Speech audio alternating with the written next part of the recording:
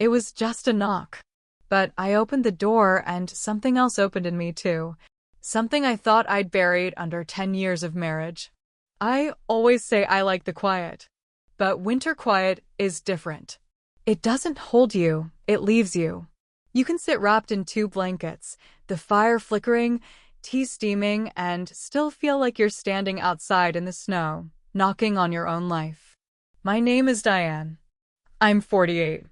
I've been married to Robert for 11 years. He's a good man, generous, reliable, even-tempered. He's never raised his voice, never forgotten an anniversary, never made me feel unwanted. But over time, he also stopped seeing me. Not in the cruel way, just in the slow, inevitable way of long marriage. Comfort became the language we spoke. Predictability became love's placeholder. And somehow, without anything breaking, I disappeared. That night, the cold was sharp enough to hum against the windows. Robert was in Chicago. Weather delay. His flight grounded for the 2nd day in a row. I told him it was fine. I meant it. The house had a pulse in his absence, not dead, but slowed. Dimmer. The heat had been spotty since the first frost, and though we kept saying we'd fix it, neither of us had called anyone. So I wrapped myself in 2 thick blankets, pulled my knees to my chest, and tried to let a book hold me in ways my life no longer did. Outside, snow kept falling. Not loud, not hard, just steady. The world blanketed in white. It was close to midnight when the knock came. 3 small thuds. Not hesitant, not demanding. Just there. I didn't jump, didn't freeze. But I knew. Somewhere in my chest, before my feet even touched the floor, I knew. I picked up my phone. One unread message. Matt. Hey. My car slid out near the turnoff. You home? Matt. Robert's son. My stepson. 28. We were never close. He never lived with us. Came for Christmas, birthdays, an occasional dinner when guilt or obligation brought him near. Always polite. Always quiet. Handsome in that way certain men are, not dramatic, not obvious. Just still. Present. Soft-voiced and sharply observant. He had his own world. And I had mine. Until now. I opened the door. Snow drifted against the threshold. The cold bit at my ankles.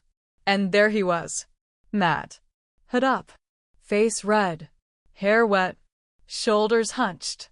He looked young and old at the same time. Like someone who hadn't planned on needing anything, but did now. Didn't think I'd get stuck 5 minutes from the house, he said, breath visible between words. I didn't think. I didn't measure. I just stepped aside. Come in. He did. His boots left wet marks on the tile. He peeled off his coat with stiff fingers, shook his head like a dog trying to get dry. Water dotted the floor. Sorry, he said. I tried to call Robert first. Forgot he was out of town. You're fine, I said. It's bad out there. Didn't look this bad when I left. I handed him a towel. He took it, rubbed his face, his neck, his hands. Thanks, he said, glancing up at me. His eyes were darker than I remembered. I turned to the kitchen. I'll make tea, I said. He followed. Silently. Sat down at the counter. The room warmed with steam and the smell of chamomile. We didn't talk much at first. The snow tapped the windows like it was trying to be let in. I handed him a mug. He wrapped both hands around it, blew gently, sipped. This feels good, he said. He meant the warmth. Maybe. We talked about weather. Traffic. His job, briefly. Something with clients and coding. I nodded, not pretending to understand. I told him the heater was acting up. He offered to check it, but I said no. Tomorrow, I said. Tonight, just rest. He nodded. The light from the floor lamp was soft. The kind of light that doesn't want to be noticed. I watched him more than I meant to, not with intent. Just curiosity. He'd filled out. His frame broad but unassuming. His voice deeper than I remembered, but still gentle. Everything about him was unhurried. The way he drank, the way he spoke, the way his eyes didn't dart, but stayed steady on whatever they landed on. When I stood to fetch another blanket, he stopped me. His voice low but firm. "No. Come sit. You look colder than I am." Something about the way he said it made me pause. Not the words, the certainty in them. I sat. Not far. Closer than I would have if I'd thought about it longer. He didn't move. Neither did I. The silence wrapped around us, padded by snow and steam and something I couldn't name yet. Something warm. Something human. Something I hadn't felt in years. And the strange part was, I didn't feel guilty. I just felt present. We didn't talk much after that. We sat, side by side, cups empty, hands still, breath quiet, and the world outside vanished under snow. I could have said I was tired, could have stood, could have left the room and closed the night behind me. But I didn't, because I wasn't cold anymore. And it wasn't the blankets that had changed that. It's strange, the way warmth creeps in. Not like a flood, not like fire. It's slower, quieter, like breath on glass there, then gone, then there again.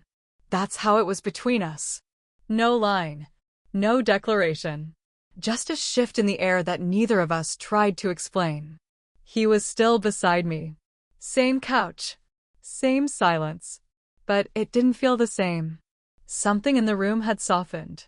Not between us, but around us. Like the walls had pulled back just a little, giving us room to notice. I could feel his presence even without turning my head. The rise and fall of his breath. The faint heat from his shoulder a few inches from mine. The echo of his earlier words still settling in the quiet between us. "Come sit. You look colder than I am." It hadn't been a flirtation. It had been an observation. A recognition. And yet it lingered in me. Not as a question, but as a confirmation. I reached down and adjusted the edge of the blanket, mostly to give my hands something to do. His mug sat on the coffee table, the last bit of tea untouched. Mine rested in my lap, long since cooled. He didn't move, didn't check his phone, didn't seem restless. It struck me how rare that was, someone simply being where they were, fully. His gaze had drifted toward the window. Snow still fell, slow and heavy, muting the world beyond. "Looks like it's not letting up," I said.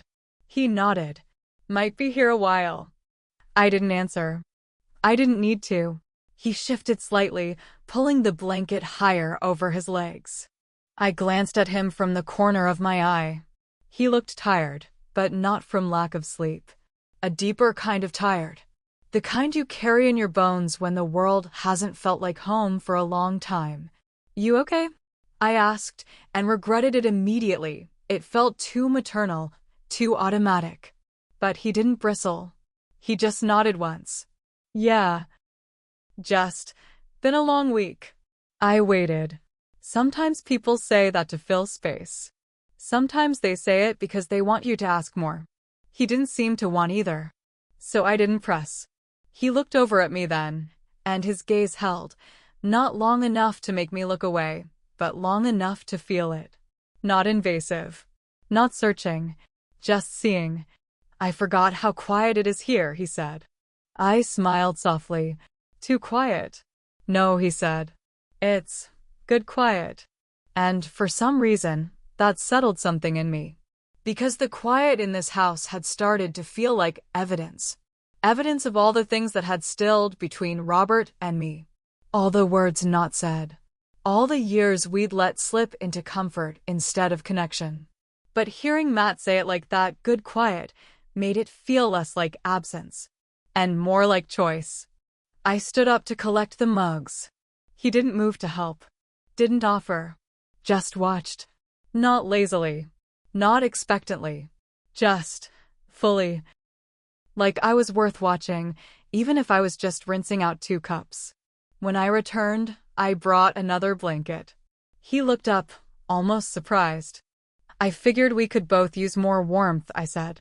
He gave a small smile, quiet, unreadable, and took it without speaking. This time, when I sat down, the space between us was thinner. Not because we'd moved, but because something else had. We sat again. Nothing playing. No TV. No music. Just the soft tick of the heater trying to hold on, the snow outside, and two people who were no longer strangers, but not something else either. In between. At one point, I closed my eyes. Not to sleep. Just to breathe. And I felt him shift, just slightly, and then still again. The room was warmer now, and I didn't want to leave it. Eventually I asked, "Do you want a proper bed?" He looked over at me. Didn't smile. Didn't blink. "Upstairs." I nodded. "Spare room's clean." He was quiet for a beat. Then, "I don't mind the couch." His voice had dropped. Not in tone, but in depth. Like it had crossed a threshold. I nodded again, but I didn't stand. He didn't either. And neither of us mentioned the time. There was no tension in it. No pressure. Just the sense that something was unfolding. Slowly. Softly. Inevitably. And neither of us wanted to be the one to name it. The snow kept falling. The heater groaned. And we sat side by side, not speaking of anything at all, but hearing everything anyway. There's a point in the night when time stops feeling linear. When hours slip off the clock and everything slows, the air, the breath, the distance between two people who aren't touching but feel it anyway. We reached that point sometime after midnight. The tea had long gone cold. The blankets no longer felt like barriers. The snow outside had thickened into silence. Inside the house, nothing moved. Not the air. Not the light. Not us. The power blinked once. A soft flicker. The heater clicked off. Matt looked toward the ceiling like he was waiting for the sound to return. It didn't. The lights stayed on for now, but the hush that followed felt heavier than it should have. I stood slowly, walked toward the cabinet, and lit a candle, out of habit more than need. The glow softened everything. Our faces. The space between us. The shadows on the wall that danced like something alive. "I can make up the guest bed," I said, suddenly aware of how close my voice felt in the room. He looked over at me. His expression unreadable. Not confused. Not surprised. Just still. "I don't mind the couch," he said again. But this time, the words didn't sound like reassurance. They sounded like a choice. I turned away. Not out of discomfort, but because I felt seen in a way I wasn't ready for. "I'll grab a pillow," I offered, already moving. I took longer than I needed to upstairs. Stood in the hallway with the linen closet open, hands resting on a folded duvet, trying to remember how to breathe without shaking. I could still feel the warmth of him in the room I'd left. The way he hadn't filled the space, just held it. The way he didn't demand anything but presence. When I came back down, he hadn't moved. The candlelight flickered on his cheekbones. His eyes tracked me as I returned. I set the pillow on the far end of the couch and straightened the blanket. He said nothing, just watched. And in that silence, something moved through the room, not fast, not loud, just real. I turned to him. "Our faces level now. Let me know if you get cold," I said. He nodded once. Then his eyes didn't drop, didn't wander, just stayed on mine. And I felt it, that invisible thread that had been tightening all night. It wasn't pulling us together. It was just reminding me we'd already gotten close. "You should sleep," I said softly. But the sentence didn't carry the weight of instruction. It sounded more like a warning. For me. He tilted his head slightly. "You should too." And then it happened. Not a touch. Not a word. Just a look. Not accidental. Not polite. Not familial. The kind of look that holds. That weighs. That dares. And I realized, with sudden, startling clarity, I hadn't been looked at like that in years. Not as someone who made dinner. Not as someone who remembered to order dog food or book the plumber. Not even as a wife. But as a woman. I stood there too long. He didn't move. Neither did I. He wasn't asking. But he wasn't turning away either. And that did something to me. Something irreversible. I turned first. Walked slowly toward the hallway. The house made no sound. At the base of the stairs, I paused. My fingers brushed the railing, but I didn't grip it. I looked back, just once. He hadn't moved, but he was still watching. Not in hunger. Not in longing. Just in truth. And the truth was we both knew. Even if nothing had happened. Even if nothing would. We both knew. At the top of the stairs, I reached my bedroom. Opened the door. Stood in the doorway for a moment, the candlelight still faint on my skin. I should have closed it. I meant to, but my hand never moved. I stepped inside and left the door ajar. Not wide, not inviting, just open, just enough to say, I see you. I saw you. And I won't pretend I didn't. He didn't follow. But he didn't leave either. And that was what changed everything. I lay in bed, awake, listening, not for footsteps, just for breath. Mine, his, the house's. The power blinked again. The heater groaned and returned. The candle flickered down to nothing. But inside me, something stayed warm. Something stayed awake. Morning doesn't ask permission. It just arrives. Unfolds its light across the bed, over the floorboards, along the inside of your eyes. Soft, blameless, inevitable. I woke not with a start, but with a slow lifting, the way a heavy curtain might be drawn after years of being shut. I didn't feel rested or ready, just awake. The room was still, quiet in a way that only comes after something else has left.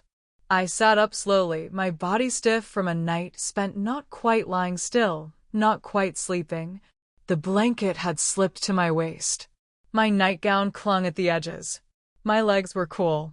And the first thing I noticed was the door. Still open. Just as I'd left it. Ajar. That half-choice. That quiet admission of something I couldn't say aloud. That invitation no one had taken, and maybe that was the part that clung the most. That it wasn't the doing of something that stayed with me. It was the not doing. The decision not made. The nearness that never became closeness, and still managed to change everything. I stood slowly, bare feet on the floor, one palm bracing the edge of the nightstand. My balance felt strange. Like I was adjusting to new weight. Not physical. Something else. A shift I could feel in my spine. The hallway was quiet. Sunlight filtered in through the narrow window on the landing. Pale gold on dust. The kind of light that makes things look softer than they are. I padded down the stairs. Each creak of the wood felt louder than I wanted it to. Not because I was hiding something, but because I wasn't sure what I'd find at the bottom. But I knew. Before I saw. I knew. The house was too still. Not the stillness of sleep. The stillness of after. The living room was empty. The couch made. Blanket folded precisely. Pillow centered. Everything neat. Gentle. Undisturbed. His coat was gone. His bag. The boots by the door. All of it vanished without a sound. There was no note. No message. No evidence of presence. And somehow that made it harder. Because when something vanishes without trace, it begins to feel like a dream. And dreams are easy to deny. I walked into the kitchen, and that's when I saw it. A towel, folded over the back of one of the chairs. Not tossed, not forgotten. Folded, like a sentence someone had written carefully and decided not to send. I stopped in front of it, stared at it like it could explain something. And maybe it could. I reached out, ran my fingers over the fabric. It was still damp, only slightly, and it smelled faintly of mint. I pressed it between both hands, not to dry it, not to put it away, just to feel where his hands had been, to hold something that had held him. That's when I knew he wasn't coming back. Not today, not tomorrow, not to this space. Whatever had existed the night before. That breath between steps, between closeness and restraint, it had lived and died in that moment. And he knew it. That's why he left before the light, before the heat came back on, before we had to name anything at all. I stood there a long time, not crying, not thinking, just remembering, in full color, the way he had looked at me, not hungrily, not hesitantly, just truthfully, as if I were real again. I folded the towel once more carefully than needed, and set it down on the counter. I didn't wash it. Not yet. Greg came home that evening. His voice filled the hallway before his body did, the kind of cheerful relief that only comes from arriving somewhere familiar after too long in the unknown. Storm was brutal, he said. Flight was held on the tarmac for 2 hours. I was about to lose my mind. He laughed, kissed my cheek like he always does, warm, distracted, habitual, and dragged his suitcase inside. How was everything here? He meant the house, the weather, the cat, the pipes. Fine, I said. And it was. By every measurable account, it was. I made dinner. Roast chicken. His favorite. I always made it when he returned from trips. A ritual. A homecoming. He told me about delays and rude cab drivers, about a colleague's overlong speech, about a woman next to him on the plane who cried quietly through the last hour. I almost asked if she was okay, he said. But she looked like she didn't want anyone to ask. I nodded. I understood that feeling too well. Later, after dinner, he went upstairs to shower. The house grew quiet again. I washed the dishes alone. The towel was still there. The mint faint now. I picked it up, folded it once, placed it in the laundry bin, then took it back out again. I held it to my chest, pressed it to my collarbone, and whispered nothing into the space it left behind. I walked the house slowly, touched the edges of things, the corners, the silence. I didn't cry. I didn't ache. But something inside me felt suspended, not broken, just held apart, a little warmer, a little more awake. Later, I stood by the front door, hand resting on the lock, not turning it, just holding it, remembering the sound of the knock, the pause that followed, the moment I stepped aside and said, "Come in." I hadn't meant anything by it, but my body had, and I hadn't realized until then how rarely I'd said those words and meant them as more than hospitality. Come in. Not because you have nowhere else to go, but because I want you here, because something in me needed to feel that kind of nearness. The kind that doesn't ask, the kind that doesn't demand, the kind that just is.